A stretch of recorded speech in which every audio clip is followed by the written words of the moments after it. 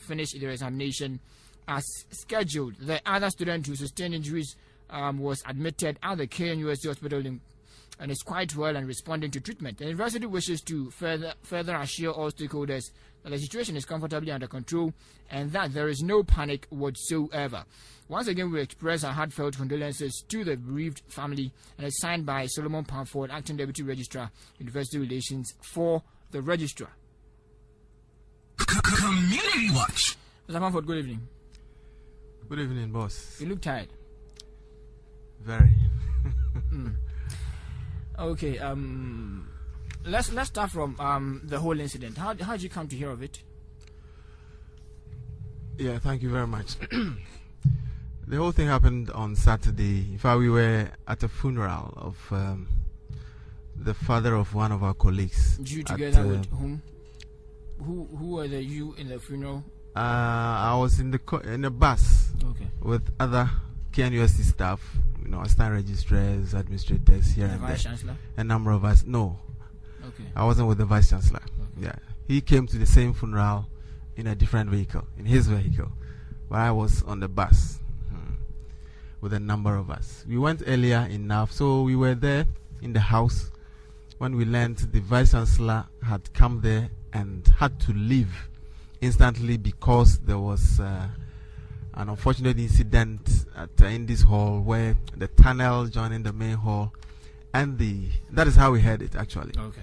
And the annex had collapsed, and there were a number of students trapped. Okay, you heard of the tunnel and the annex rather. That's right. That is how we heard it. Okay. And so the VC had left. So we also quickly had to leave to come and see what was happening. So we also left. We came, and lo and behold, we saw at that time, the students had been conveyed to the hospital already. So we came and saw the slab which had collapsed down there, and people had converged around, discussing the issue and what happened. A lot had been done already by way of getting the family into the picture and all that. So we also came to continue from there. And the following day, unfortunately, my phone got lost, but it's back now. The media was trying to reach me all along on that Saturday, and they never got me. I don't know if I'm wrong, but one touch, I don't know. It's been quite difficult trying to get to people on those networks. But in my case, my phone had, it wasn't on me. Okay. It had gotten missing, but now it's back to life. Okay. So the same number holds, So we were all aggrieved so much that we were very much in pain and empathy for what had happened, but being an accident, there wasn't much that we could have done.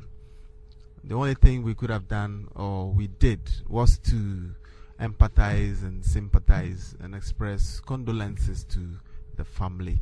You see, this is an issue of grief, and we don't want to aggravate the already precarious situation by just belabeling the issues. Okay, so what has the university done so far after this? So far, we've done a lot of things.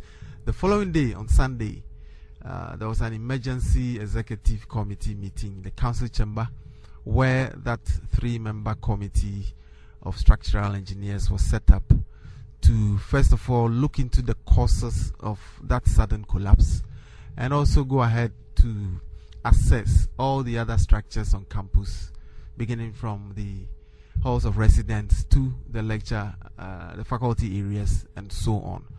That was the first step that we took. I understand the committee has even been expanded to about 5. About 5 It was initially 3, but now there are 5. Do you have anybody from outside the university as part of the committee? No, they are all from the university. Yes. Okay. They are all from the university. Then apart from that, although the family of the deceased were already in the know, we had to, as custom demands, formally inform them. So yesterday, a bus full of us, the hallmaster of Indies, the senior tutor of Indies, hallmaster of Queens and Africa, we all went to Obuasi. Okay, for the sake of the clearance of doubt, I'll get back to you. For the sake of the clearance of doubt, Indies is Independence Hall. Carry on. Okay, yeah, Independence Hall. So we went, met with the family. They embraced us and received us in a very warm manner.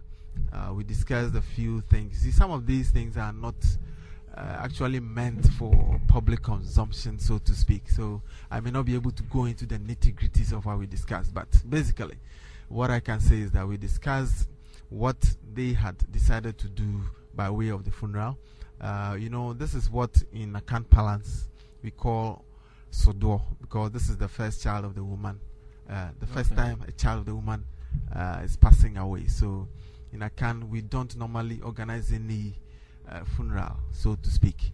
What we do is you bury the person, you come home and sit down briefly, and then that is the end. There's no funeral in that case. So the family, according to the family, they had decided to bury her on Monday, the coming Monday.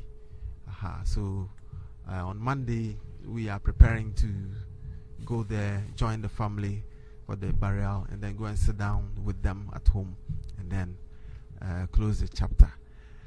We discussed other things, which I think I will leave it here for now. Okay, let's look at. Did you inform the family, or they had already heard of it when the incident took place? In fact, they had it that Saturday night and even came here.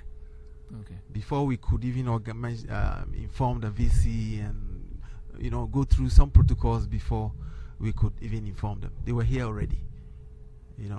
That was unfortunate anyway, but it happened in this day and age where mobile phones and things are all over. I presume maybe a friend or a colleague, might have informed the parents instantly. So they got it and came. And her uncle came and to you or to the Vice Chancellor?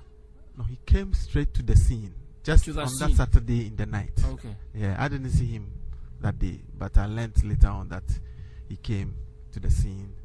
He met the senior tutor and the hallmaster of Indies, who briefed him what happened and all that. So the following day, I think, they came back and went to the mortuary to identify the body.